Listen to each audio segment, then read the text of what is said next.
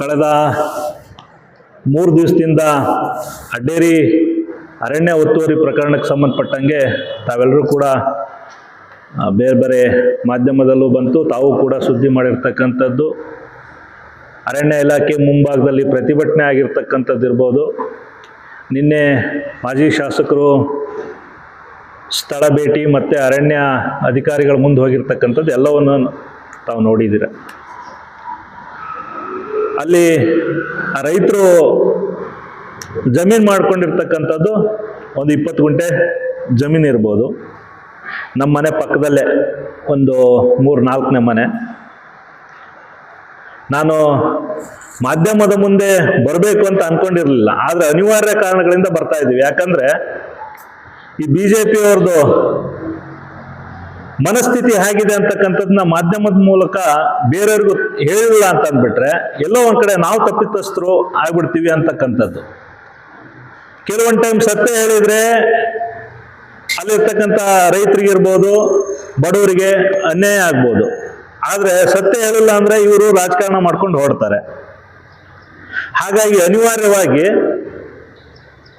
ಮಾಧ್ಯಮದ ಮುಂದೆ ಇವತ್ತು ಬರಬೇಕಾಗಿದೆ.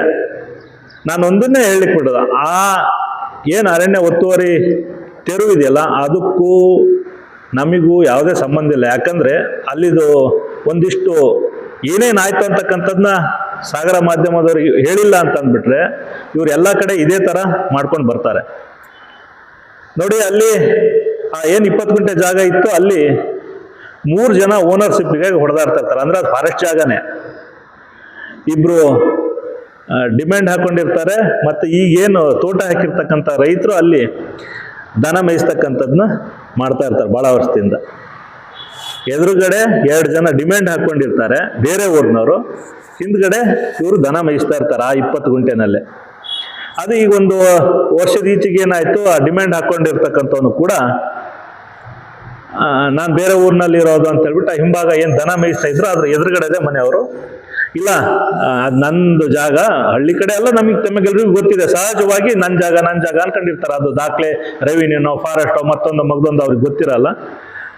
ನನ್ನ ಜಾಗ ನೀನೇ ತಗೋ, ನಂಗೆ ಎಂಥದಾದ್ರು ಕೊಡು ಅಂತ ಹೇಳ್ಬಿಟ್ಟು ಅವ್ರವ್ರು ಏನೋ ಒಂದು ಅಂಡರ್ಸ್ಟ್ಯಾಂಡಿಂಗ್ ಮಾಡ್ಕೊಂಡಿರ್ತಾರೆ. ಅವು ಹಿಂದೆ ದನ ಕಟ್ತಾ ಇದ್ದ ಜಾಗ ಬಂತು, ಮತ್ತೆ ಮುಂದೆ ಡಿಮ್ಯಾಂಡ್ ಹಾಕ್ಕೊಂಡಿರ್ತಕ್ಕಂಥ ಜಾಗ ಎಲ್ಲದನ್ನ ಆ ರೈತ ಆಯಿತು ಅಂತ ಹೇಳ್ಬಿಟ್ಟು ಒಂದು ಸೆಟ್ಲ್ ಮಾಡ್ಕೊಂಡ್ಬಿಟ್ಟು ಅವನು ಉಳುಮೆ ಮಾಡ್ಲಿಕ್ಕೆ ಪ್ರಾರಂಭ ಮಾಡ್ತಾನಲ್ಲಿ.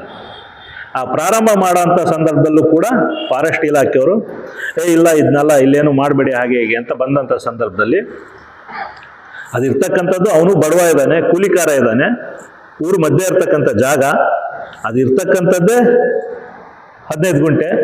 ರೈತರಿಗೆ ತೊಂದರೆ ಕೊಡಬೇಡಿ, ಅವನೇನು ಲ್ಯಾಂಡ್ ಲಾರ್ಡ್ ಅಲ್ಲ, ಅವನ ಹತ್ರ ಜಮೀನಿದೆ ಅಥವಾ ಅದನ್ನೇನು ಮಾರಾಟ ಮಾಡೋದಕ್ಕೆ ಹೋಗ್ತಾ ಇಲ್ಲ. ಅವರು 2 ಜನ ಹುಡುಗರಿದ್ದಾರೆ, ಅಣ್ಣ ತಮ್ಮ. ಎದುರುಗಡೆ 20 ಗುಂಟೆ ಜಾಗ ಇದೆ, ಇದಾದರೆ ಅವ್ರದ್ದು ಒಂದು ಜೀವನಕ್ಕಾಗತ್ತೆ ಅಂತ ಫಾರೆಸ್ಟ್ ಇಲಾಖೆಯವರಿಗೆ ಹೇಳಿಬಿಟ್ಟು ಆ ಜಾಗವನ್ನು ಅವ್ರು ಬೇಲಿ ಹಾಕಕ್ಕೆ ಬಂದಾಗಲೇ ಉಳಿಸ್ಬಿಟ್ಟು ಅವರಿಗೆ ಉಳುಮೆ ಮಾಡಲಿಕ್ಕೆ ಅವಕಾಶ ಮಾಡಿಕೊಟ್ಟಿರ್ತಕ್ಕಂಥದ್ದೇ ಚೇತನ್ ರಾಜ್ ಖಂಡೂರ್, ಅಂದರೆ ಕಾಂಗ್ರೆಸ್ ಮುಖಂಡರು. ಅದಾದ ನಂತರ ಅವನು ಅಡಿಕೆ ಮರ ಹತ್ತಿ ಕೊನೆ ಕೊಯ್ಯಂತ ಕೆಲಸ ಮಾಡ್ತಾನೆ. ಅವನು ಅಡಿಕೆ ನಡ್ತೀನಿ ಅಂತ ಅಂದಾಗ ಆಯ್ತು ನಡು, ಮನೆ ಎದುರಿಗೆಲ್ಲ ಅನುಕೂಲ ಆಗುತ್ತೆ ಅಂತೇಳಿ ಸಪೋರ್ಟ್ ಮಾಡಿದ್ದೆ ನಾನು. ಟ್ರೆಂಚ್ ಹೊಡೆಯೋ ಹೊತ್ತಿಗೆ ಮತ್ತೆ ಫಾರೆಸ್ಟ್ ಅವ್ರು ಬಂದರು. ಎಲ್ಲೆಲ್ಲೋ 10 ಎಕರೆ 100 ಎಕರೆ ಮಾಡ್ಕೊಂಡಿರ್ತಕ್ಕಂಥವ್ರಿಗೆ ತೊಂದರೆ ಕೊಡಲ್ಲ ನೀವು. ಅವ್ರು ಎಷ್ಟು ವರ್ಷದಿಂದ ಅಲ್ಲಿ ದನ ಕಟ್ಕೊಂಡು ಬೇಲಿ ಹಾಕ್ಕೊಂಡಿದ್ದಾರೆ, ಅವನು ಅಡಿಕೆ ಗಿಡ ಹಾಕ್ಕೊಂಡು ಅವನು ಆರ್ಥಿಕವಾಗಿ ಬೆಳೆಯೋದು ಬೇಡವನು ಅಂತ ಹೇಳ್ಬಿಟ್ಟು ಫಾರೆಸ್ಟ್ನವರಿಗೆ ಹೇಳಿಬಿಟ್ಟು, ಹಾಗಂತ ಅವ್ರ ಎದುರಿಗೆ ನಾವು ಮಾಡಿಲ್ಲ. ಅವ್ರು ಹೋದ ನಂತರದಲ್ಲಿ ಮತ್ತೆ ಆ ಟ್ರಂಚನ್ನು ತೆಗೆಸ್ಬಿಟ್ಟು ಅಡಿಕೆ ಗಿಡ ನಡೆಸಿರ್ತಕ್ಕಂಥದ್ದೇ ಚೇತನ್ ರಾಜ್ ಖಂಡೂರ್.